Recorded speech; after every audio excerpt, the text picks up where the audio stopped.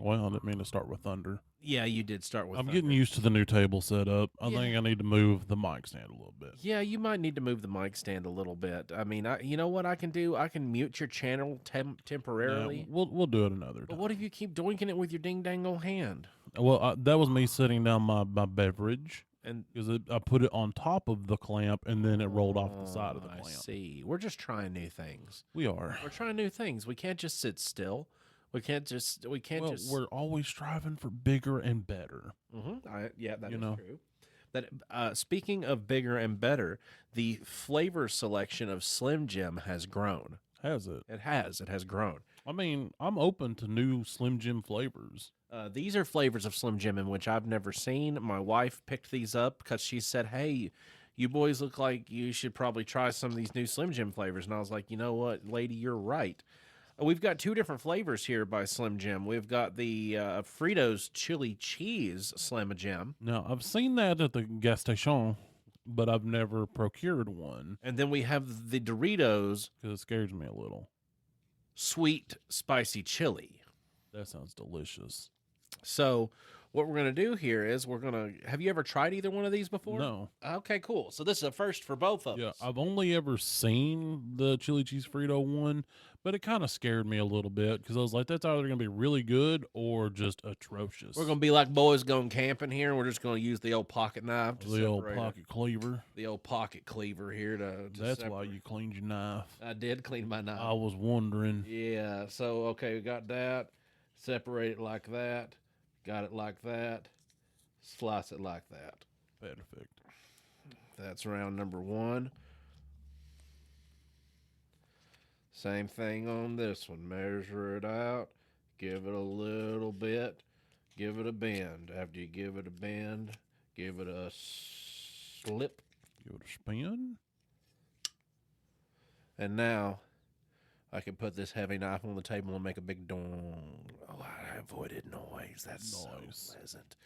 Okay, so this is the chili cheese one. Here you go.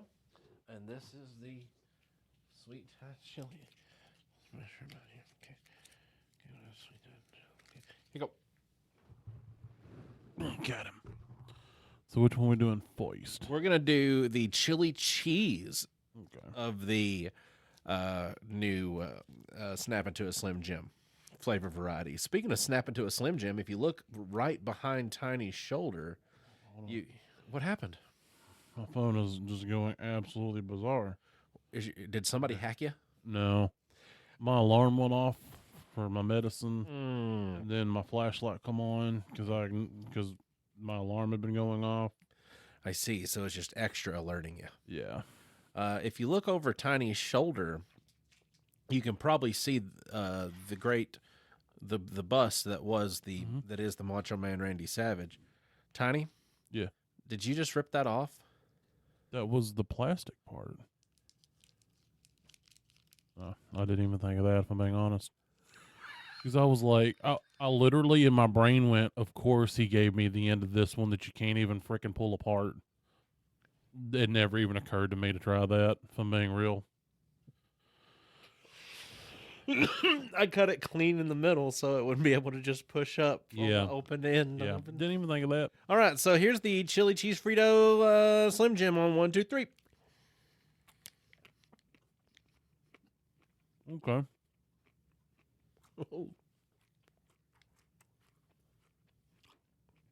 First blush, hated it. Second or third chew, now it's pretty good. That tastes like It smells like money. By that I mean the treats that I give my dog. it does smell like dog money. Mhm. It tastes like chili cheese. Mm-hmm. Like it tastes like chili cheese. Yep. There's a little bit of Frito. It tastes like, to me, Sonic chili. Yeah. Like the Sonic chili and cheese that you get on the Coney or the Tots or the onion rings That's or what whatever. my brain did. That's what my brain thought. Yep. I mean, I'd eat that again. Yeah, I would spend money on that. Mm-hmm. Yeah, that was a lot easier to just like slide it up. I'm Like, I saw, I heard you ripping. I'm like, I'm shocked he didn't just push that out the bottom trying to open it. like So you just one of these. whoop. Yeah, I'm not saving any of mine. All right. So, okay. Okay. If we're going out of 10, did you already take a bite? No. I Oh. just slid it out. If we're going out of 10 on that, what would you rate that Jack Link's Okay. Jack Link's Slim Jim style? Okay. So I feel like if the original is a 5, Uh-huh. that's a baseline. Okay. Yeah. Because they can, that's just a good middle.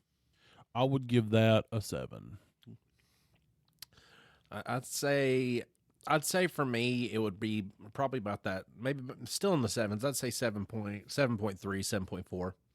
7.3 actually, just because texturally at first I was like, what in the hell? Yeah, the texture's a nightmare. And I will explain to you why I ruined the texture for us, because I did say it was a Slim Jim. I thought it was a Slim Jim. It's a Jack Link's. Yeah. It's in the shape of they're different texturally in general. They are.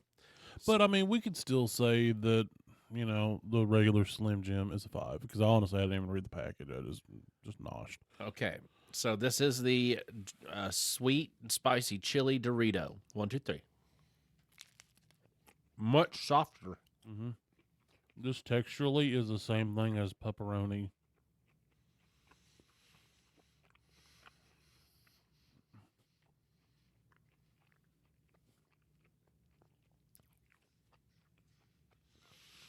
Okay.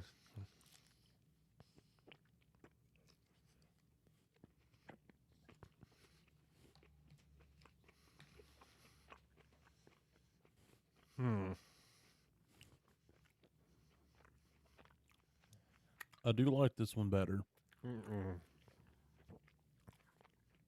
What did me saying pepperoni ruin it? No. I think it ruined it. It tastes like sweet glazed smoked bologna. I like smoked bologna. I get it. Lot. But sweet glazed smoked bologna in a beef stick form, when it's supposed to taste like a sweet and spicy chili Dorito.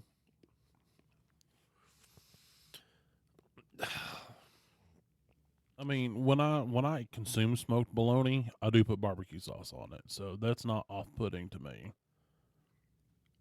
The more that I think on it, flavor-wise, that does register a lot higher in my head. I don't know what I should have been expecting, but that should actually be up there a lot higher in my head because of how close that came to something I do enjoy. The only thing that I'd be missing on that right then was some lettuce and some onion, because you got to have that onion with your bologna. That's just how it works. That's how it works. If you don't have your onion with your bologna, you might as well use instant grits to make your food. Yeah, I mean, I give it an 8.34. 8.34. Those definitely are not rookie numbers. No, I'd say about 7.9. Okay, that's respectable. 7.9. I liked it a lot. I liked it better than I liked the Frito one after I thought about why it tasted good. Like, did it? Yeah. No, shit. No, I might have to run those numbers back, because as far as a beef stick that was flavored like God, I will say the outside texture of it was just the worst. That extra silky smooth. Yeah, like as soon as you bite it, like that. Like as soon as you bite into it, it's like, yeah. Like at least Slim Jims, you can snap into them. That's true. That is squish into a Jack Link. You can't. Yeah. That's not as catchy as snap into a Slim Jim. Not. But also what today is. Today is Superb Owl Sunday, the 60th one in a row.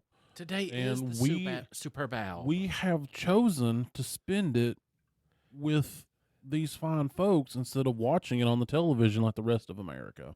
Well, here's the thing, Tiny. A lot of people might not know this about us, but we don't really sports ball. No, it's like a contest to see what the best owl is.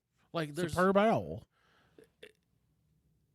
It's the Super Bowl. No, it's superb owl. It, I guarantee you. is this actually the superb owl? And I've been just saying it wrong I this entire feel time. like it because isn't it a contest to see which owl is the best? Like I'm pulling for the Blakiston fish owl.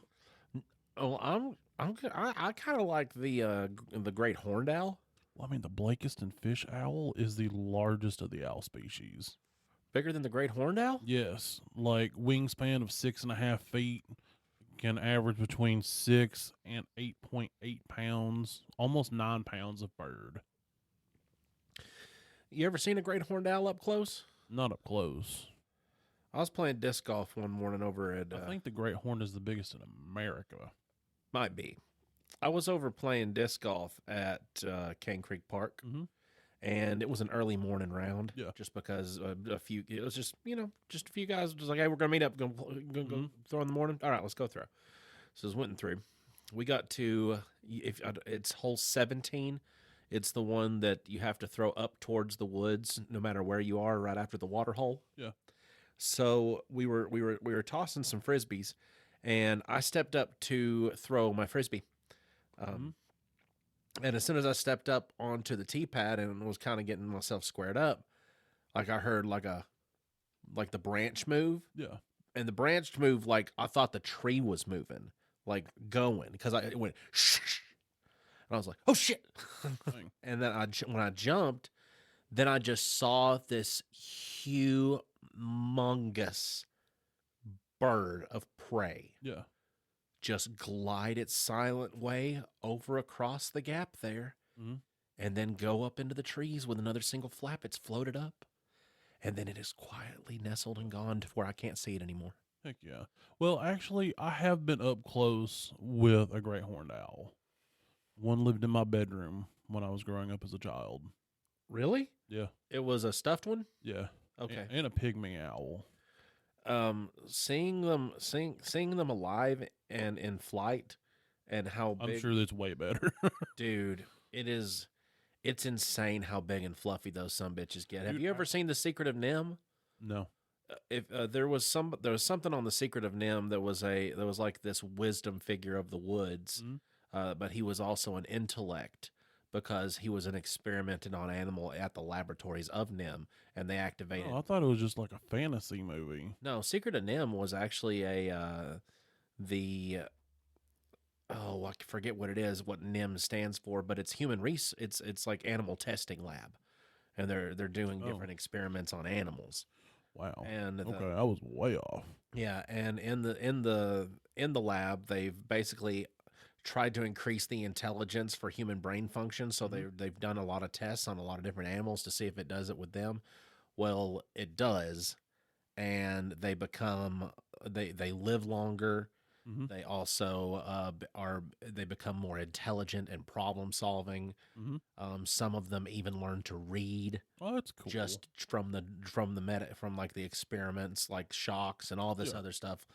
Well, that part's not cool. But the one who saved him was a rat named Nicodemus, Mhm. and Nicodemus taught himself to read and taught himself how to operate the levers on their cages by teaching himself how to read. That's cool. So I might have to actually watch that then. dude, it's a Dark Dawn Bluth.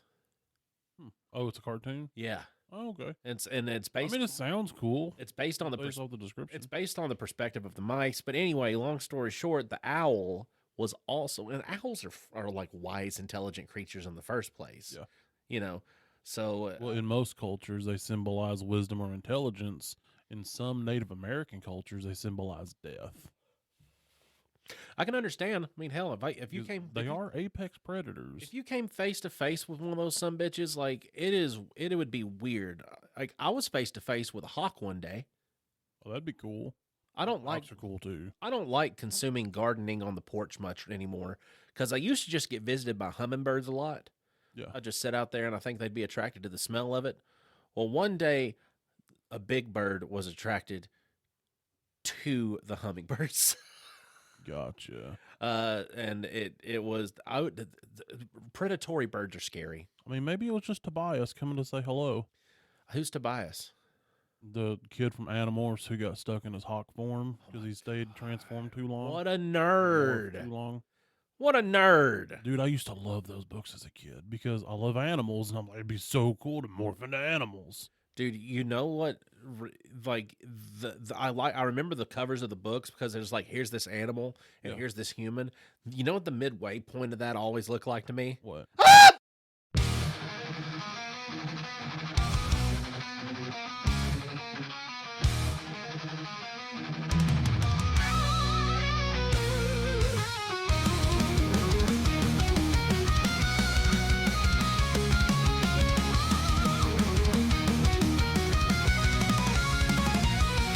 Oh, gather round, you mates of mine, for tales of nerds and lore. Three best friends on a podcast line with laughs and chats galore. From comics break to movies grand and games we love to play. We'll sail the seas of fandom land in our own nerdy way. Heave-ho, raise a glass to the stories we entwine. With laughter loud and knowledge vast, nerded through the grapevine. Heave-ho, come join the crew, we'll share our tales divine.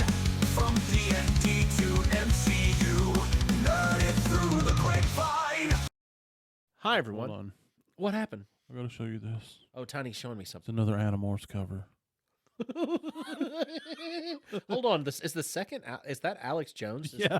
Is that all Alex? Do a frog. It's one of my favorite memes. That's Bath bone broth. Read it when it's Wednesday. Hi everyone. I'm Austin Shazam. Buy the bone broth. Pfeiffer. Did you ever see where somebody made a song of that? It's been made into a song. It's great. I'm Austin Tiny Zent. We're Nerded Through the Grapevine, the podcast where your best friends gather weekly to talk about our favorite parts of past, present, and future nerd culture. And today we are going to be talking about shit that don't stick the landing. We can listen to that at the end of the episode That would be. because we didn't have a listen along this week. I know Patreon probably felt real jilted by us talking about the visuals that we have on our new monitor inside of the studio. Yep. Maybe Black Flag will put them on there for him. Maybe at knows? least Black Flag knows where to get them. You can tell him. I can tell him. I can send it to the captain. Yeah, send him to the captain. God, he's so creepy. He is. He is. Talking, I mean, He had that Maury voice. It'd be one thing if he was just a person, but he's a pirate that talks to you through a toilet paper tube and into a fan. Like Yeah. it is the weirdest I mean, way. he sounded like a villain. He sounded like a mixture of like he's plotting something, but also he's telling the rest of the ones within an earshot in the galaxy that we're here and we're waiting. Yeah, he had that. What I've done. He had that Maury like hide their identity voice. Yeah, or that He had that Maury filter going. that live at the Purple Onion, Zach Galifianakis talking about trying to give secret information on his brother. He shaves off his beard and then he becomes Seth, as opposed to Zach. So he shaves off the beard, and they're talking. Well, I was gonna tell you about all this stuff that we was doing, but I mean, I figured y'all could just like make me all dark and stuff, and like maybe give me one of them Maury Povich like monster voices. If that's what he sounded like, I would be like, I just want that voice all the time. Like because he goes into that character to where he's not Zach Galifianakis anymore. He's a completely different character, and he's his twin brother Seth. And Live at the Purple Onion was an unsuspected hit for me, just because I'm not used to him being funny. Like I'm used to him being more slapstick, but that was just really funny. Dude, he has really good stand up. I've only ever seen one of his stand up specials, and it was before I even knew who he was. I just knew he was a funny dude, and then one day he was on a movie, and I'm like, I know this guy. He said he was talking about in that special. He actually went into this long. It's a part of the special, about 15-20 minutes worth of Seth in the hour and something special. But I just remember one time that I caught Zach down in the basement, and Zach was making what comes to find out was ecstasy. And I said to him when I went to the basement, I saw him with all that stuff. I said to him, Zach, well, what are you doing down here? And he says, shut up, Seth. I'm making ecstasy. And I said, Zach, what's ecstasy? And Zach says, shut up, Seth. It makes me a better dancer. And he didn't just, by making drugs in mama's basement like that, he didn't just break the man's law. He broke the Lord's law. He broke Murphy's law. Law and order. SVU. He broke a lot of rules by doing that. Coleslaw? Nah, that's a miss. He missed out by not. Okay, thank God. Oh yeah. Thank God he didn't break coleslaw. But that's just funny. Just in case you've never seen Zach Galifianakis live at the Purple Onion, it's pretty funny. I crack it up. I might have to look that up because I do like Zach. It was it's before The Hangover ruined him. Yeah. Because then afterwards he just became like, you got to be this. Right. Yeah, he become like a character actor. Yeah. What But- is it? So Tiny and me have gotten on to us We have consumed a couple of films. at the same like roughly like amount of time. I actually watched both of them first. I had watched. When does that ever happen? Hey, shocked the shit out of me because I'm usually the one that's watching stuff and like, hey, you need to watch this. But Tiny watched both of the things, which it shouldn't be a surprise to you viewers that Tiny watched these and got to these first before me because these are both Stephen King's. Yeah, and after Welcome to Derry, I was more willing to give them a shot because of how well that show did. Yeah, well, And these two movies were actually two of his Bachman books, and two of my favorite of the Bachman books. Tal Bachman? No, he wrote under a pen name, like late '80s, early '90s, of Richard Bachman. He did, I want to say, about 6 different novels. He was experimenting with genre and just for his own edification to see if people liked his books for him or if they were more liking his books just because of who he was. Oh, so he was trying to ditch his name and just go under the pseudo just to Yeah, just to see dodge his own fame and see if people like him for his merit. exactly, and to play around and try some different stuff. Hmm. Because one of them was a sci-fi, the other was not. Yeah, well, I mean, ish. it's a dystopic future. Yeah. Well, I mean that's both two different kinds of sci-fi. Yeah, But that's one is way more almost cyberpunk in a way than the other is more just dystopian. Which the movies we're talking about is The Long Walk and Running Man. Running Man was a lot more entertaining and a lot better movie. The remake, not the Arnold one. I was going to say than the Arnold one because the Arnold one, I mean, although it wasn't one of the iconic Arnold movies, it was not a very good movie. It was awful. Like there was no plot. They were trapped in just this arena Yeah, for no reason. You didn't even know why. I couldn't tell you. It's been so long since I've watched it. It's a miserable thing to watch. and this one, like it's like it's like watching a video game be played before your eyes, and you've got to. Also, we may get into spoilers. Yes, Just so you know. Just so you know. Just hold on one second. Well, just actually, we will get into spoilers. spoilers. Fart. Oh yeah, there is a fart. For, Yeah, I just Oh, we don't have a fart sound anymore, do we?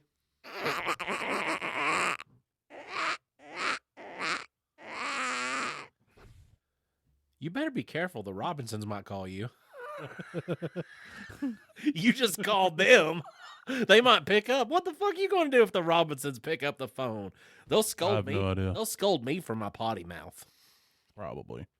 They Probably both of us for that. They appreciate my beard, but not my potty mouth. Mm-hmm. That's the same thing that sponsors say. Yeah. So Hey, Lockby. Lockby. Send us stuff. We'll talk about it. It'd be great. Yeah, I mean, Lockby's got some good looking bags. I wouldn't mind They checking them do. out. So in The Running Man, you've got a man Ben Richards. who is the lower echelon of society. Mm-hmm. If you consider it a serfdom, he is the serf. Yeah. He is not of any nobility. He lives in a section called Slumside. What's that tell ya? So, the movie starts off with him. You know, he lives in slum side. He's trying to get this job. He's got his little girl with him, and you find out that he recently just got fired from this job, and he got blacklisted. Like, cannot work at this company. Yes. Why, you may ask? Well, he was like, why don't we have PPE? Why are you letting us just die of radiation poisoning? And the guy's like, you got paid, didn't you? He's like, well, and he's like, you brought your kid in here to get sympathy from me?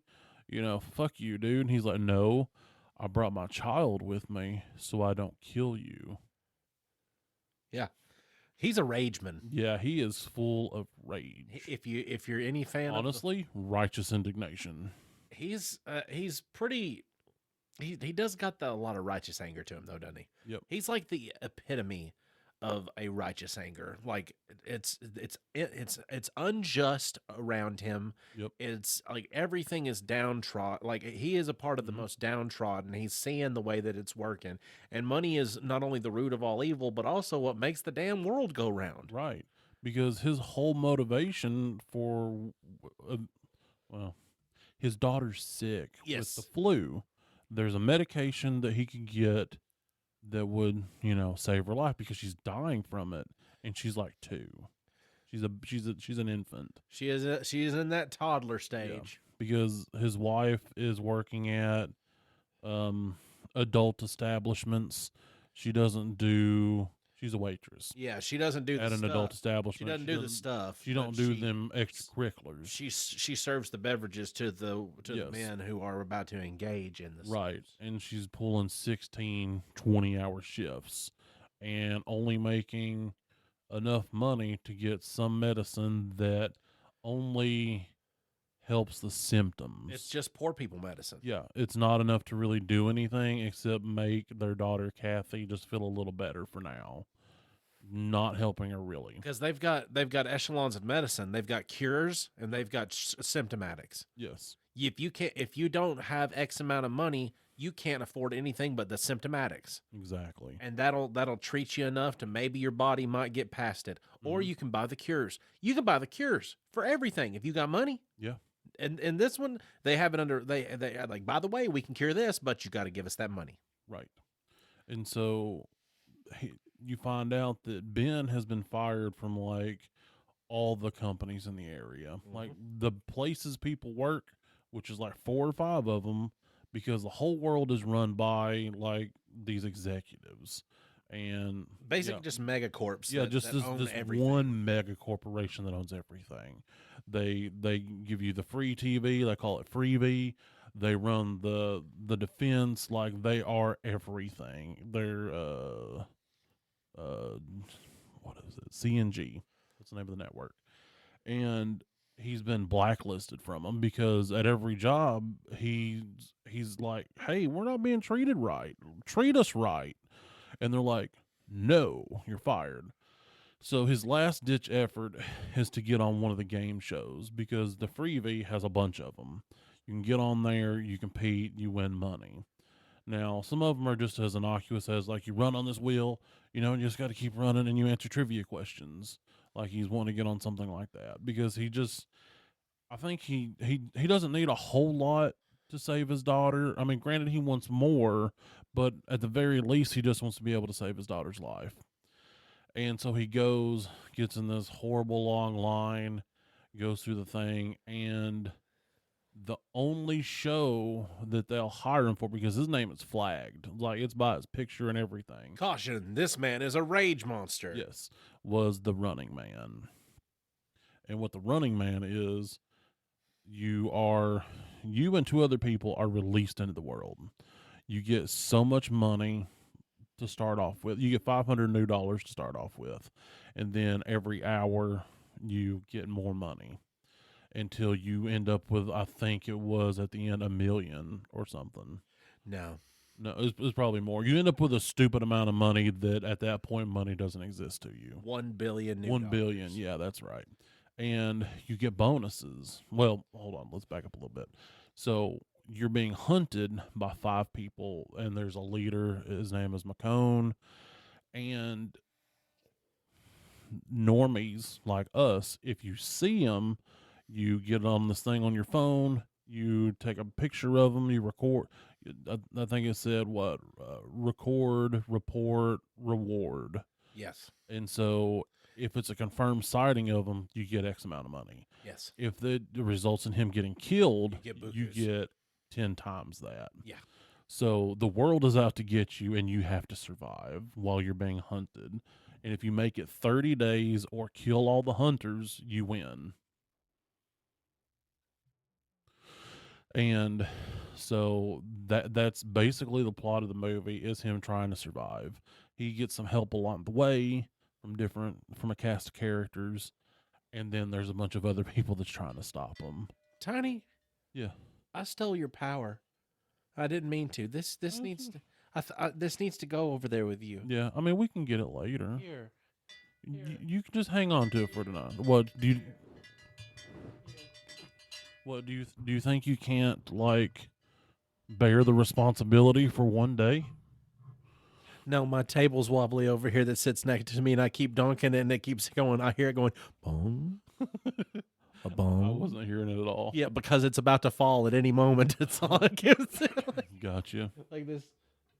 Yeah, it's like sometimes I forget that it exists Yeah.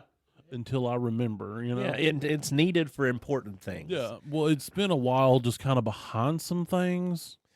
It's only needed when it's needed, but Yeah. it's there when it's needed. Right. So, before I state what my opinion of the movie is, I want to know what yours is as a boy that can't read and can only watch movies. What did you think of the movie? I thought that it was a really good portrayal of what it would be like if you were on the run and trying to hide and trying to just get as far away for as long just to make sure that you win. So it's a month. You have to stay gone for a month, right? 30 days. So once you're gone for that month, you're golden. So, I mean, it's just the 30 idea. days or kill all 5 hunters. It's just the idea that so many, like, he trusted a few too many people, I think. He did. And like he's like, no, they're from the slums just like me. They're gonna be able to da da da da. Yep. No, Yeah, because they want money just as bad as you do. Michael, not all of theirs is for good reasons. the Michael Cera, Dude, I loved his character. Michael Cera and his mom, Michael Cera and his mom reminded me of that podcast called the whatever. Hold on, The Necessary Conversation. Never seen it. It's between two parents that are very one way politically and two children that are one way politically, and And their ways differ. their ways differ drastically. I mean, that's cool. But it's it reminded me of that because the boy, well, he's not a boy, he's a man. But Yeah. Michael Cera's character was just like very anti-government, very anti the establishment, very Yeah. terrorist actually. Yeah, he was just- definitely like domestic terrorist. And Not then that he was doing anything wrong, it's just that he was but according to the government's agenda, he was. so well the bombs. I mean, sometimes reasonable people are forced to do the unreasonable. So he's got Marvin Heemeyer. he's got a bunch of explosives, a bunch of things, and all this, and he's plotting to then execute these plans. And Well, then his mother, who is an avid he- watcher of this He show, wasn't really plotting for anything. He was just preparing. yeah, that's what the better word for it is, prepping. Yeah, he was He was basically A doomsday. a doomsday prepper. But he was living in a doomsday. Yeah, But he was prepping for a worse day. he was prepping for Fallout. Yeah. Yeah. Not cyberpunk future. He was prepping. Right. He was prepping for the Fallout future with ghouls. Yes. So his mom sees the Oh, dude. His mom did great. His mom like sees that- the dude, and That it's just like laugh was she's a witch. terrifying. She's a witch. Yeah. Like the mom was the scariest character I've seen in a long time, and I've watched Yeah, quite a she few was. horror movies here recently. Yeah. Like Mom is a scary character because Mom was real scary, like the kind of scary that has no compassion, no empathy, and is just ready to fuck you up because she's ready for it. Yep. Well, that's gonna be mine. Mhm, Like mhm. she just knows it, and then that gets her fucking slaughtered. Yep. Because they come in, of course. Let's level the whole thing. Oh yeah, it was very shoot first, ask questions later. That was their mo. They now Modus the operandi. the the overarching helplessness throughout the entirety of it is pretty heavy. Oh yeah. Because I mean, that was the whole thing in the book. the helplessness aspect of it, it was way too mirror reflectant of like just this reality. Yeah, it was General. like an extreme version of things we see. Honestly, that's kind of how I felt watching it. It's and then to the point too to where he's like almost got it in the bag to then realize, oh, I never had it in the bag in the first place. They're always They're always like a step ahead, even when I think I'm ahead. yeah, because they've got it sucks, dude. Yeah. It really sucks. The guy that plays the host on there as well, he does a bang up job. Yeah, I feel like all the actors did great. Some of them I've seen before, some of them I've never seen before. How about the guy that got instantly got? Oh yeah, yeah. You knew it was coming. Like He was like, "Hey, you're hot. I'm on the running man. You know that, right?" yeah, And she was like, you did." yeah, that quick. Yep. And he did. Yeah. Well, I mean, it's explained in the movie that they always get three types of people. Now, it's got some of that Stephen King terminology sprinkled in it. Yeah. So expect some cheese. Well, But- the woman who was the other running man, she was I can't remember her name. Like Vasquez, maybe? yeah, but she was like playboying it up. Oh, yeah. Well, they said that the three types of people is like, I can't remember the exact terms, basically the dummy. Then they called the second one the negative guy, which that was the lady, Mhm. and then the final guy. So, like, one of them always bites it within a day. Yeah. Like, he's there just for a little bit of funnies. Yeah. Then they hire somebody with a personality that's just going to go live it up and just do all these things. And then the third guy, that's the final guy, he's always like the angry guy, like he's got the survival instinct. He's got And the that was drive. Ben Richards. He's got the drive. He's got the power. Right. He stays hungry so he can devour. Exactly.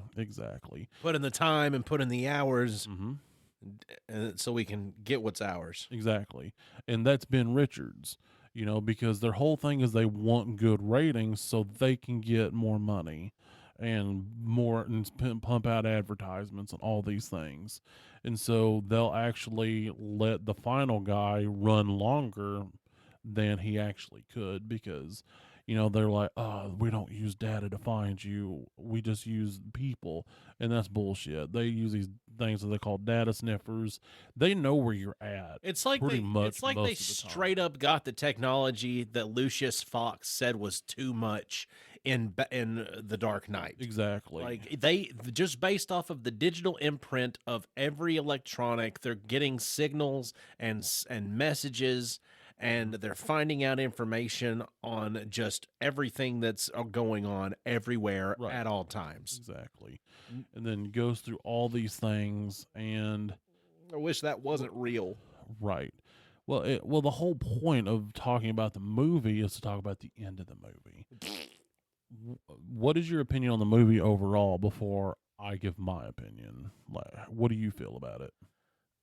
Acts 1, 2, 2.5, 2 3/4, 3, 3.25. Epic. Yeah. Finality.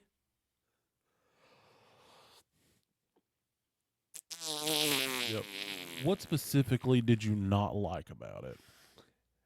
It's basically just a cold cut. Up, you damned if you do, you damned if you don't. Roll credits. Well, okay, so the movie was blow for blow the novel until the very end. How'd the novel end? Okay, so now I'll say I was in it until that last final scene. because it changes at the moment when they're on the plane at the end, after he's killed all the hunters and they're going towards the studio on autopilot. And he said at the beginning, if I have to, I'm going to, burn this whole fucking building to the ground and you in here, Dan Killian. And in the movie, he lives. In the book, he dies. Because it's like, as one final fuck you, I'm going to do what I said, and hopefully it changes some things. He manages to disable the autopilot and crashes the plane at the building, dying and killing everyone inside, like you said. Yes. And so, to me, that's a more powerful ending than, like part of it come out and it was an escape pod, and now he's out and sees his wife. Because in the book, I think his wife and child are actually still alive. Yeah. Because there's a lot of them faking footage using AI throughout the movie. Oh, constantly. Yeah. So if I remember correctly, in the book, they were alive, but he ends up dying, doing exactly what he said. And the book just kind of ends because it's supposed to be a vague ending. It's supposed to leave you feeling uneasy. It's supposed to give all the dark feelings that you feel at the beginning. In the movie, they try to wrap it up in this nice, neat little package to be like, the good guy always wins. Yeah, it's like you're damned if you do, you're damned if you don't. And then it was like an exasperated sigh with a wink. Kink. Yeah. Just you. He should have just been dead. And I felt like, and I'm not a novel guy for He the should have reading. been. I was like, it would have been a lot better if he would have died like a martyr to the cause kind of thing, as opposed to like now they're setting it up like they want to make a sequel or some shit for it. Like, please don't. like what, The Running Man Please 2. don't. Keep on running. Keep on trucking. Well, I mean, and that brings us to our second one, The Long Walk. The Running Man 3. Running again. Well, we're going to slow it down with The Long Walk. 3 kilometers an hour, or you get your ticket panched. Yeah, 3 miles an hour. They use freedom units, Freedom units. not communist units. Sorry, I did forget that this is set in the most extreme of Americas. Right.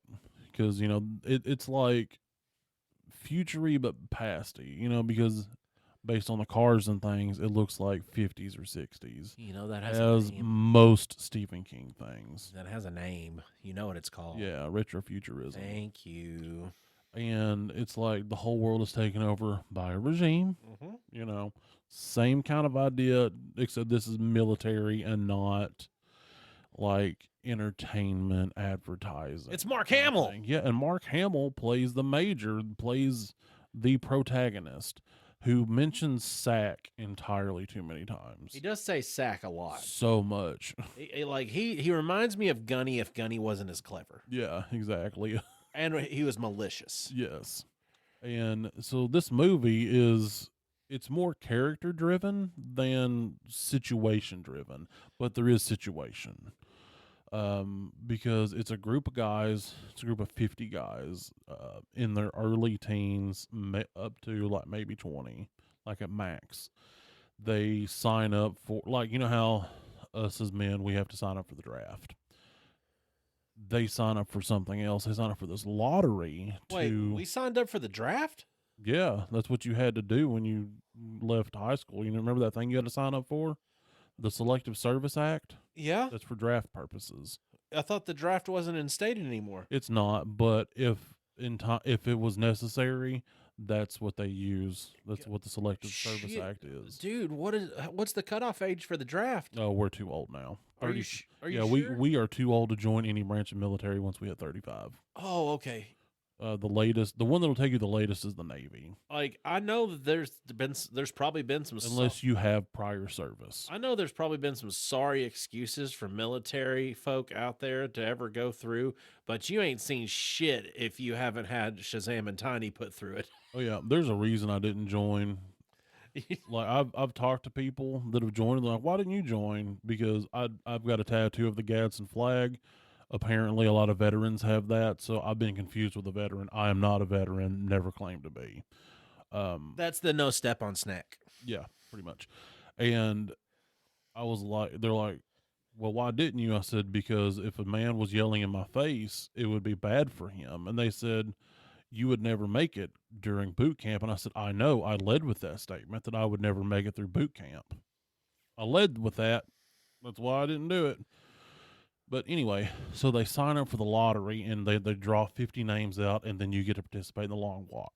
If you make it to the end, you get, I can't remember the money amount, but an amount of money that makes money non-existent to you. That's the same theme as the last movie. Yes, and Probably you a get billion- one wish. Probably $1 billion new dollars. Sure. And then you get a wish. Okay. Anything you want. And that's what you get if you win. What they don't tell them is that if getting their ticket means they get a bullet in their brain. They don't. They know. They hear they get their ticket. They think. Yes. They think. They think they leave, or no, I don't think they think. I think the audience thinks because Yeah, well, we just. I mean, no. Well, 'cause in they- the book, they didn't know what it meant because there's literally a conversation in the book like, well, what do you think it means to get your ticket? That probably means like you get your ticket home. Like, oh, you're off the game. Yeah, like you're out, you're eliminated. Okay, because you they know. didn't explain that very well. Yeah, they missed having that conversation in there, but it did take place in the book. Because as you're watching, like like it explains to you, like you don't if you if you step off the Yeah, road, the rules are if you drop below the 3 miles an hour, get a warning. you get your first warning. If you don't make pace in 10 seconds, you get your second warning. After your third warning, you get your ticket, which they shoot you. Yes. And the first one happens like 10 or 11 miles in. Yes. He's a guy that lied about his age to join. It's apparent by what he says and how he acts. Yeah, he's way too immature. Yeah, because he's probably, I would say, 16, 17, and the minimum was 18. Because No, he was like 14 years old. they never really said his age in the movie, and I don't remember enough from the book if they ever tell his Yeah, actual age. he was like 14. Yeah, he was way too young. I think it was Peter. Yeah. Was like, how old are you? And he was like, 18. And they're like, yeah, Yeah, bullshit. right. Yeah. And he's the first one to go because he gets a muscle cramp. Yeah. Well, the story follows mainly Ray Garrity and Peter McBride. Yes. They are the two main characters, the mainest of the main, because there's I would say what 5 to 6 main characters, Yep. but they're the two that it focuses on the most. And most of the movie is them just walking And talking. and talking. And Ray, you find out, was taught illegal things by his father. Like he was taught, about the Bible's not illegal, but some philosophy that can arise from that is illegal. Yeah. There are different forms of poetry, like different authors that are illegal. His dad didn't want that knowledge to disappear, so he taught it to his son in secret. Yeah. To make his son be a better person. Yeah. Having a moral code not dictated by what everybody else is dictated by, Exactly. trying to mold it and shape it from a more worldly view. Yeah, exactly. And just try to, yeah, exactly. That exactly. And like he wasn't spreading it out to the masses, he was just doing that with the son. And well, you find out that he gets murdered for it by the major in front of the entire family. Like they drag the whole family outside, and basically he was like, "Look, you're convicted of this. In order to just make it go away, you got to swear your allegiance. Basically, you gotta schlob it." Yep. And his dad's like, I "No, refuse." I refuse to do that. What are you gonna do?" Well, then you find out he gets shot in the face. Yes. And so Ray gets in there. And there's various conversations that happen. Like there's Barkovich. Fucking Barkovich. Yeah. I kind of felt a little sorry for him in a way, but he was also just an ass. I didn't feel as sorry for him after he kills Rank, because he kills him. He does. There's nothing else you could call that. Yeah. He he didn't think about the consequences of his actions He was just- until the consequences happened. He was being a pestery little shit. Yeah, because that's what he is. Because He's just a shit stain. It comes off like a bully, but he's just being a pestery shit. Yeah, and he's also mentally unstable. Yes. You got to throw that in there too. And he's went through some shit. He's went through some shit. You don't really find out a lot about what shit, but you can tell because like he like smacks himself. You know, like Real bad. yeah, it's Has some complex thoughts. yeah. complex There's thoughts, and things. There's things going on in that brain. there's also one of my least favorite things to happen in movies, and Tiny even warned I me ahead warned of you. time. It's also something I've never seen in a movie like that and that graphically. Well, they said, "Hey, I heard such and Well, such." hold on, let's back up just a little bit Mm, because the context of the walk, we got to explain it a little bit. Yeah, Not only do they just walk, but they can't ever stop. They can't stop until for the any- last one. this doesn't mean for X amount of time between this time and this time Yeah. you can't do. You got to do this. This is the entirety of the time you don't stop. If you do stop, warning. If you don't proceed within 10 seconds, warning. If you get another warning past that, which is within seconds of no momentum, Yes. then you get your third warning and you get your ticket. Yes. It's that quick the entire Yes. time. If you stop, you're stopping forever. Yes. Like there's no sleeping, nothing. They'll bring you pouches of like food and water. You don't stop. And they go And their bodies Mhm. actually end up adjusting to it to where their bodies are walking while their minds are sleeping. exactly. Like Peter and Ray end up kind of leaning against each other and they take turns dozing and helping each other walk because they end up being almost like best friends throughout the course of this. Yeah. And so the first instance of somebody using the bathroom is Peter, and it kind of just shows you like, to me it kind of showed you exactly a little more how fucked up it is, because he turns around and goes, "Watch out, boys, incoming," and he's peeing and walking backwards. Yes. I've never done that. It strikes me as very hard. I would say that it would be hard, but he made the right choice. He did. Don't did. walk forwards, walk backwards. He made the Smart. he made the right choice. And And as far as I know, didn't hit anybody. now, as they're walking, they hear signs from up front. That Well, hold on. One more little thing before we get there. oh god, Because there's this one character, his whole idea was he was going to write a book based on the perspective of a walker, yes, with somebody in the long walk, before that they knew that people died. yes, So he's taking down everybody's name, their number, because you're issued a number. yes. Like Ray Garrity is number 47. Mhm. I don't remember Peter's number. I think it's like 23 or It something. is. And of course it's 23. But so he's writing everything down, learning people's backgrounds, notating things. Well, he comes up to Ray and Peter and he goes, "Hey, there's something happening up front, and I'll pass it back to you because you've been trying to get into it." Oh, he comes back to me and said, "Hey, there's something happening up front. We might want to avoid it because they know that there's going to be an oil slick." Yeah. And so It's not an oil slick. Somebody's got diarrhea and has it bad.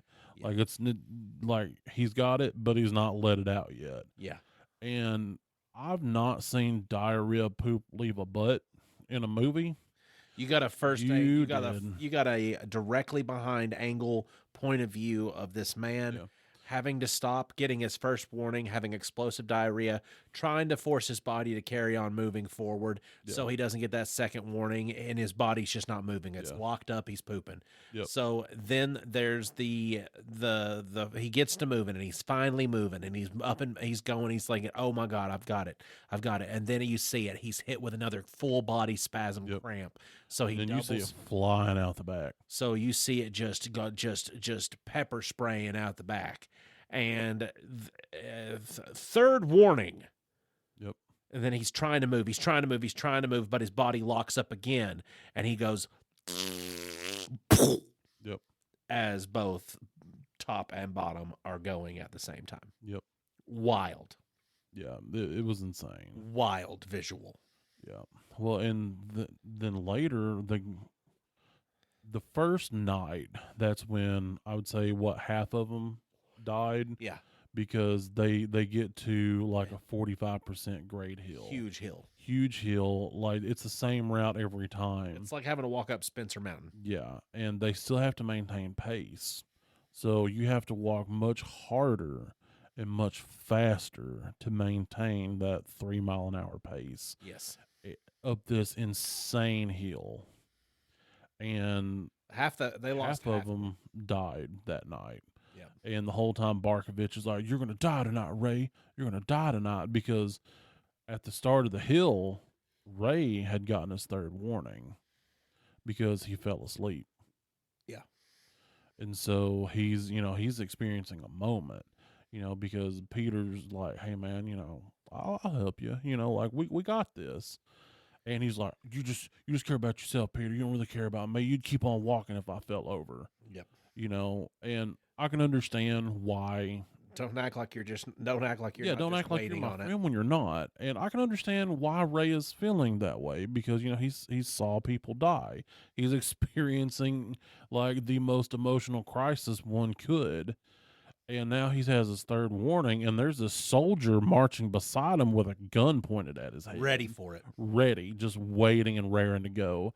And he's going up the hill, and Barkovich is yelling at him, and he's trying, and he can tell he's losing steam because he started going faster to get away from Peter, and he starts to lag behind, and then here comes Peter, and he's like, "I got you, man.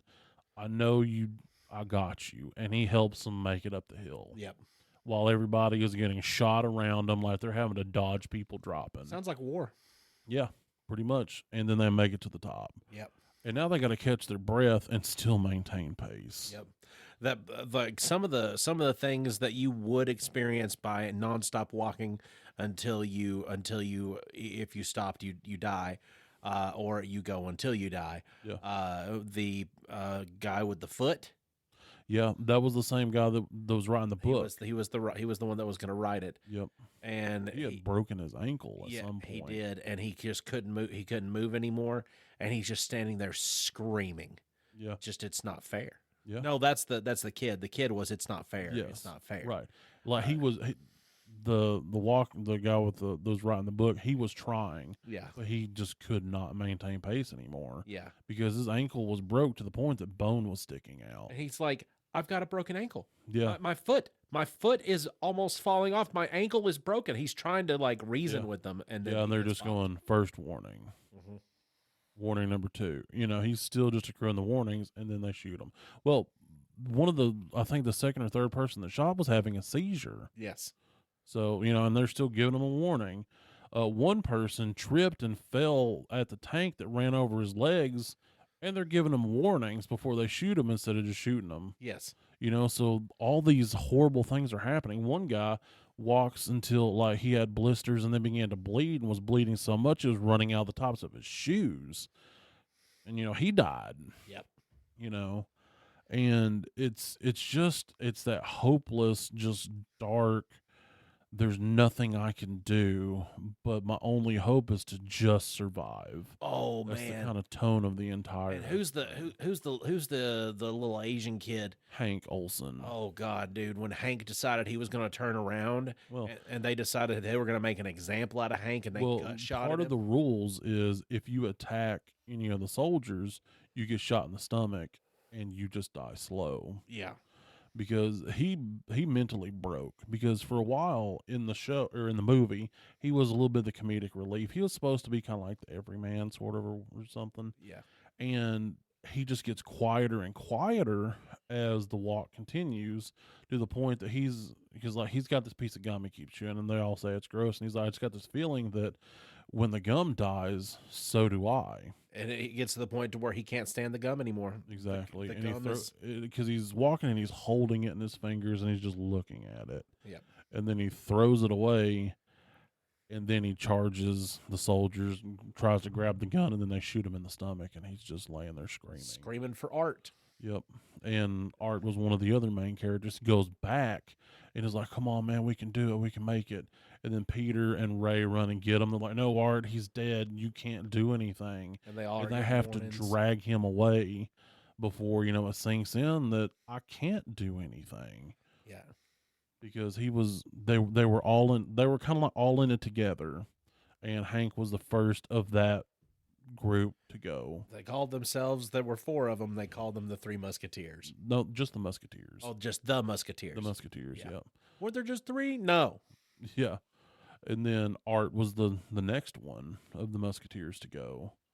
And he was like, I can't do it anymore. He's like, just do me a favor and don't watch. He just stood still. No, he didn't stand still, What did he but do? he just, well, no, he did. Yeah, he He was like, I can't do it anymore. I'm done. And he just stood still. They kept walking, and then he was gone. Yep. Now the ending of it with those two. Mhm.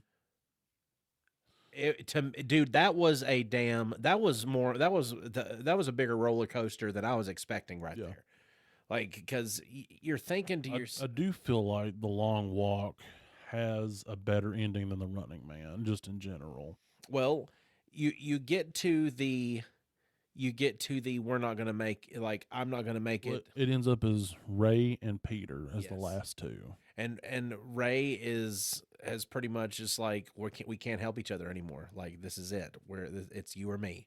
Well, you got to back up just a little bit. Peter at one point said, I think if I'm not going to be the one to make it when it's my time, I'm just going to sit down and just let it happen. Yeah. And so then it ends up with just those two at the end. Yes. So Peter has basically gone until he feels like he can't go anymore. Same thing with Ray, and they're just going. They're going, and they've got to know each other so well. Like Literally shared their entire life story with each other. And Peter's was bad, like Peter's was real bad. Peter's was bad. How he even is who he is a testament to just humanity. Yeah. And how you will persevere. You'll, like, even in the face of all adversities, you will still find a way to human correctly. Yeah. And whenever Ray's sees him go down, and then he literally pries him off the ground. They had this saying that they would say to each other throughout the course of, hey, you want to go for a walk? Yeah. And he was like, hey, man, let's go for a walk. Walk with me just a little more. Yeah, he got And it. Peter was like, yeah, man, I can go for a little bit more.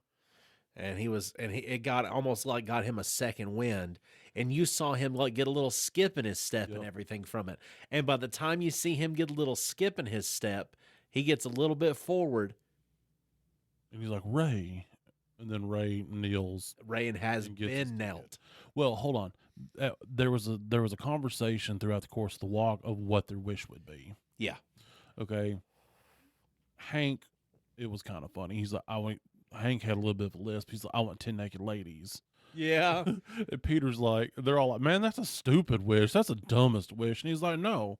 They're like, man, you're going to have so much money. You can pay like 10 ladies to come naked to your house all the time. And he goes, It's like, I don't want to have I don't to want pay to pay for that. That's gross. And they're like, Hank, if you say you want 10 ladies, they're going to have to pay 10 ladies for you. And he's like, well, I guess I never thought of that. And it turns out Hank had a wife. Yeah.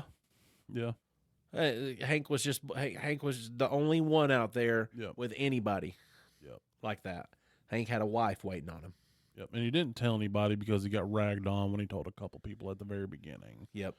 And I don't think Peter ever said what his wish is, but he was like, I just want to use all my winnings just to help people. Yep. That he was just kind of vague. Well, it comes to Ray, and Ray's wish was for one of the guns.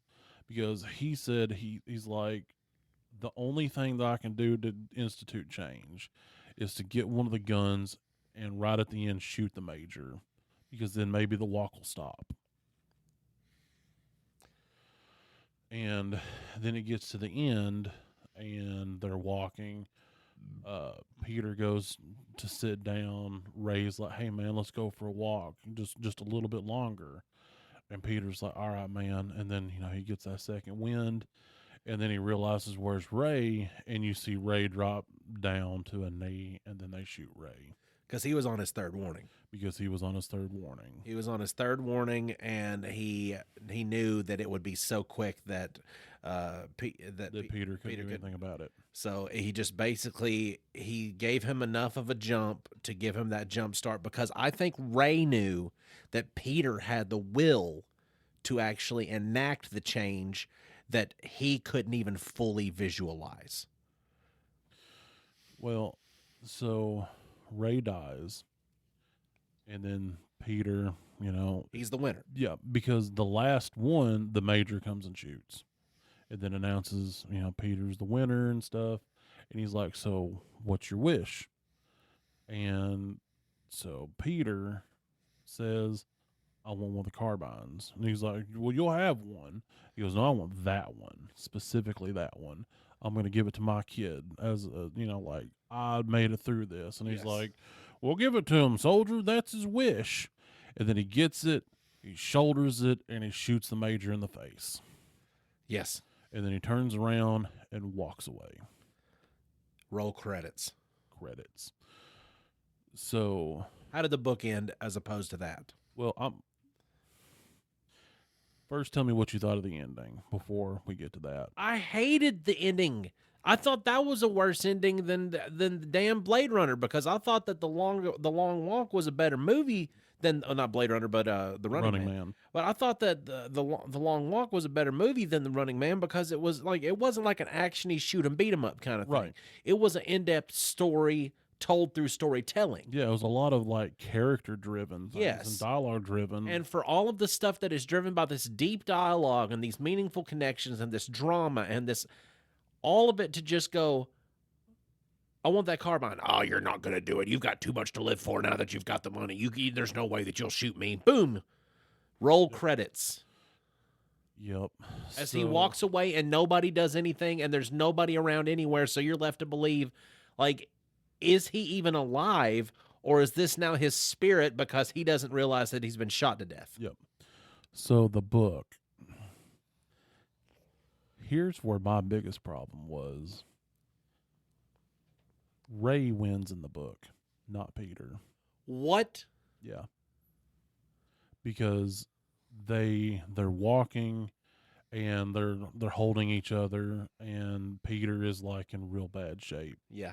And he goes to get on a knee, and Ray's like, "No, man, come on, just a little longer, man. We can go just a little longer," because he's not ready for Peter to die. Yeah. Because They're bonded. they've become best friends through the trauma. They are so trauma bonded that he's like, if you die, basically, I'm going to die too. That's kind of how he feels.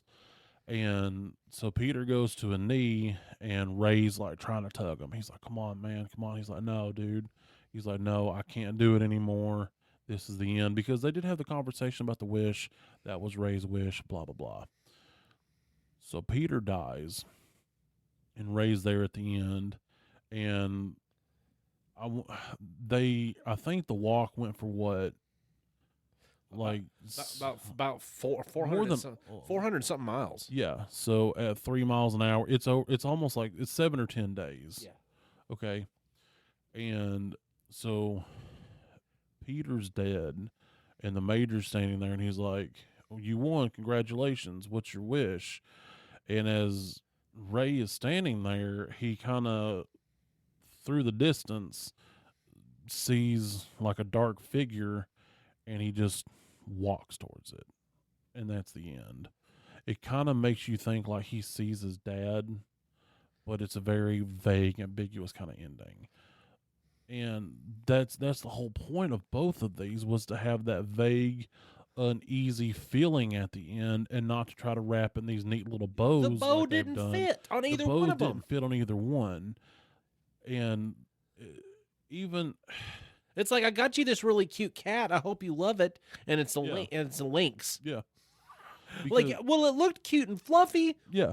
Well, it's like throughout the movie, you see Ray go through a lot of character development. Like, he wasn't a bad guy to begin with, but he progresses in who he is as a person through conversing with all these other guys and all the experiences he's having along this walk. And so it completely undermines the rest of the movie when he's the one that dies at the end. Just a random script flip that was a twist from the original.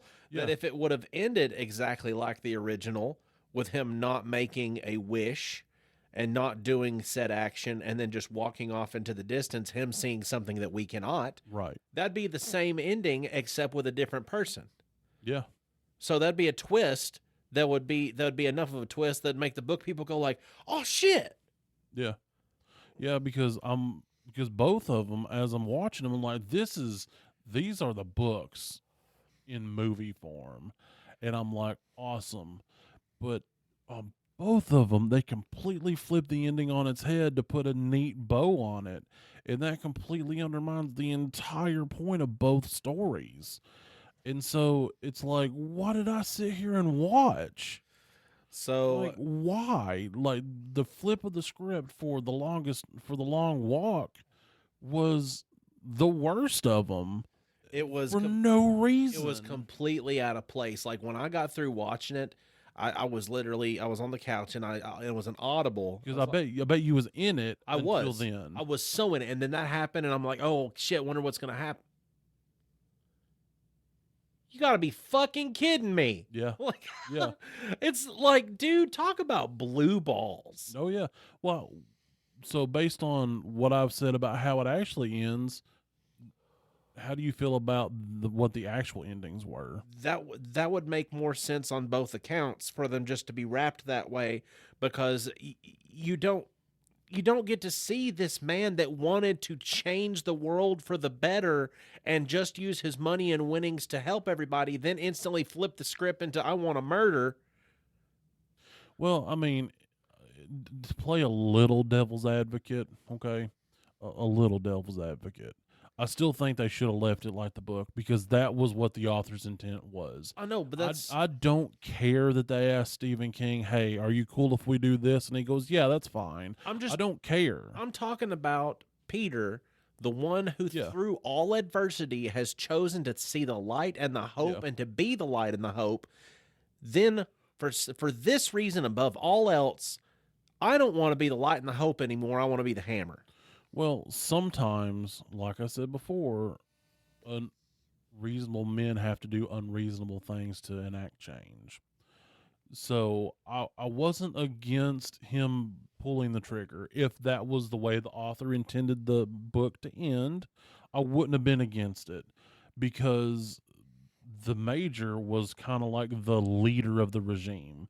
That's not really told to you. It's not in the, even in really the, in the movie. It's not really even implied. It's just Yeah. almost left over like he's in the the rule- book. It is. He's a leader of this faction that's in charge of this Yes. area, basically, is what Right. it seems like. In the book, he is the head of the regime. So by taking him out, that would enact change. So they left out that crucial detail, and then so it wouldn't have been that big of a deal for him to make the shot if that was what the novel said. Yeah. But it lost so much by leaving out that part and then flipping the script on Peter. It was a wasted effort. Yeah. Because all of that that warm apple pie goodness was ruined by you leaving it in the oven Yeah, too long. Just that there was just a little bit of poop in there. Everything was stacked up It correctly. was good until somebody dropped just a little bit of poop in it. Because if you get a little bit of poop in a pie, the whole pie's garbage. Yeah. It just takes one little bitty piece of poop. Well, I hope you have enjoyed this little bit of poop in your pie this week by sitting and listening to us. Yeah. Thank you for listening to the topic of the landings that didn't stick. Mhm. We'll be back again with you next week, hopefully with a similar setup and maybe some more improvements. You never know. You never know. We're frisky like that. We'll figure something out. This has actually been one of my favorite ones.